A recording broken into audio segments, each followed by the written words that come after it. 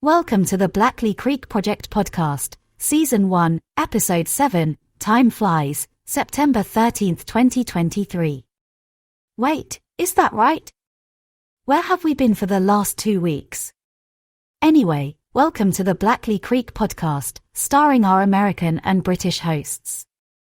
Hang on, has it really been 2 full weeks? An entire fortnight? You could play bloody Wimbledon in that break. Maybe our American and British hosts can explain. Hello, yes, and I am your American host. I can explain. I absolutely cannot wait to hear this. It was a time vortex. And who are you again? Do you not know who I am? Of course I know who you are, but our long-suffering and very understanding audience may not. Please follow the standard protocol and introduce yourself. I think by process of elimination, they know I'm the British host. She clearly said, American and British hosts, and you already said you were the American host, and that only leaves the British host. Who else could I possibly be? General Anonymous has crashed our intro before, so you never know. But, good enough, you said, I'm the British host, so that counts. I win. Yes. Fine. Anyway, the time vortex. The one that apparently catapulted you 2 weeks into the future.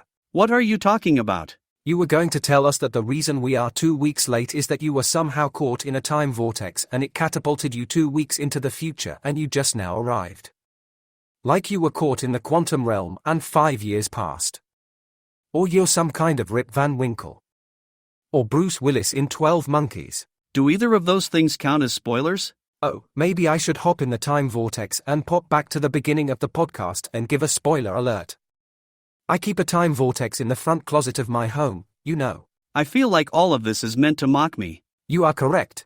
I haven't even told the story about the time vortex, and yet here you are, mocking me. I'm not sure I need to hear the story in order to mock you. The notion of a time vortex is preposterous. And aliens in Peru is somehow less preposterous? Are somehow less preposterous? AM somehow less preposterous? You know what I mean. Okay. Yes, you're right. I apologize, and I should be more open to hearing about your experiences. Tell me about the time vortex. Now this is awkward because I totally made up the whole time vortex thing. But now I'm going to be the bad guy. Am I the bad guy? You made it up. You made up time vortex as the reason you're so far behind.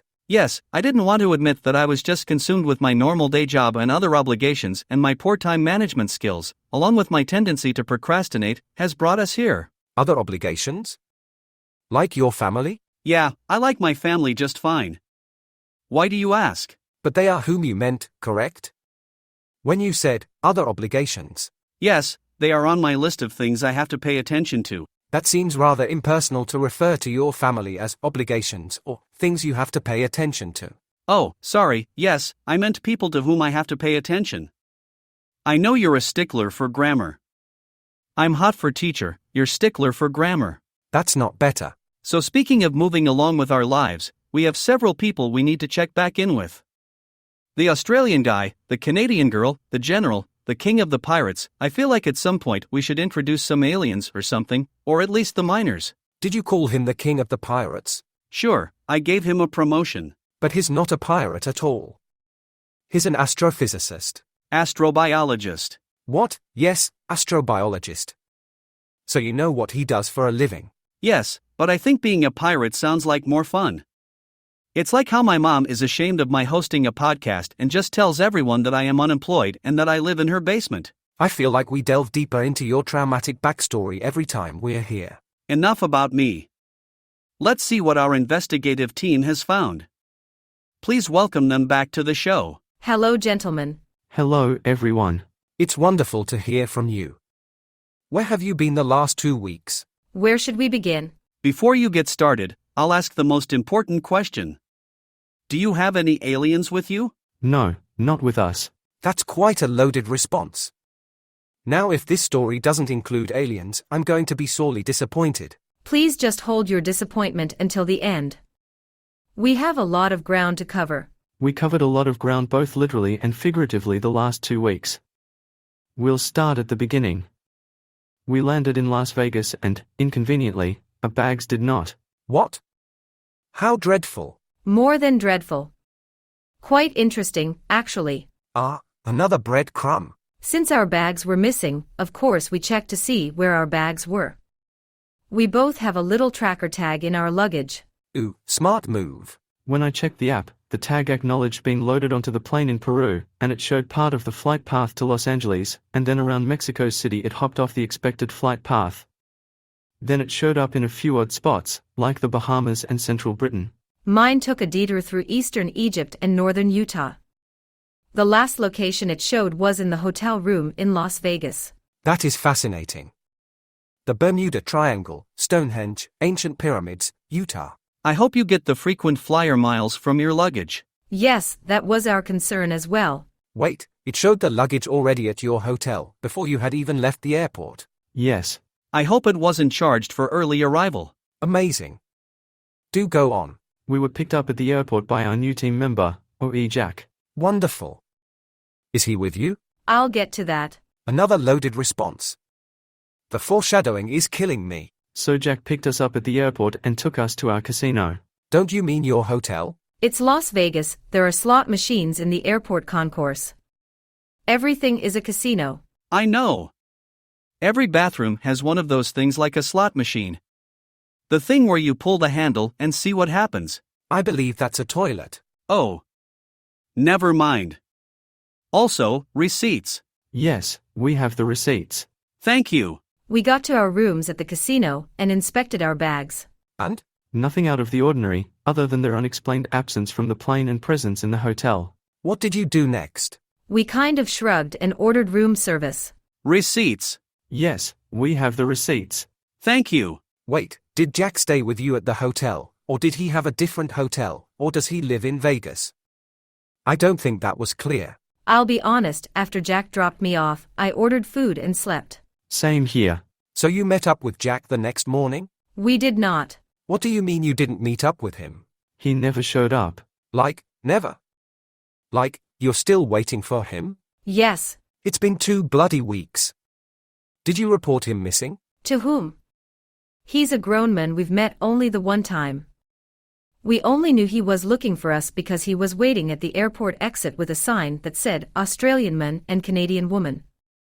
We have no idea where he could be or what he could be doing. He's supposed to be winning me money in Vegas. Or finding me some aliens. Some combination of the two. But why haven't you been trying to find him yourself? Time vortex? This is serious. A member of our team has gone missing following an inexplicable and frankly impossible phenomenon. I'm sure he'll turn up. Wait, did he drive you in Vegas? Can he drive? I feel like that's a very ableist or some other kind of thing to say. Insensitive at the least. No, it's a valid question. He arrived by Uber and then called a different Uber. Kind of spreading the love around. Well, he was going to get an SUV so we'd have room for luggage, but... Fair enough. Do you know if he got a receipt? I have no idea. The fact remains that he has disappeared, and we owe him the bare minimum of looking for him. What if he just, left? What if he just decided he was out after seeing the teleporting luggage, or realizing that he'd have to put up with certain people? It's not nice to talk about your Australian colleague that way. Pretty sure she meant you, mate. Ouch. Okay, that's fair, but even if you're right, we still need to find some kind of closure or resolution to answer to his whereabouts. I don't want to see this air on Unsolved Mysteries. Not without Robert Stack. What about Beyond Belief, Fact or Fiction with Jonathan Frakes? Is that even still a thing? Only in Germany. Everyone please focus. When he left you at the hotel, what was he wearing? An eye patch? Pop quiz, which I have had enough of all of your childish behavior. I'm most disappointed in you, Canada. You used to help keep things in order and now you're practically a ringleader for this circus. You're right, I'm sorry. If I could break into the conversation. I'll get to you in a moment. And you, Australia, we checked in with you constantly in the Peruvian jungle and you can't be bothered to look for someone in Las Vegas. Yes, I'm sorry. For real, I need to hop in for a second. What? What do you think you have to add to the conversation, Mr. America? Have you magically found Jack? Or as you so lovingly and respectfully referred to him, the king of the pirates? Well, no. Then what? I didn't find him. He called in. What? Hey guys, sorry I'm like 2 weeks late. I think I fell into a time vortex. Thank you for joining the Blackley Creek Project podcast. This podcast was made using VoiceOver from Speechify. While the voices are computer-generated, the script comes straight from a human brain and is lovingly handcrafted by painstakingly typing using human fingers.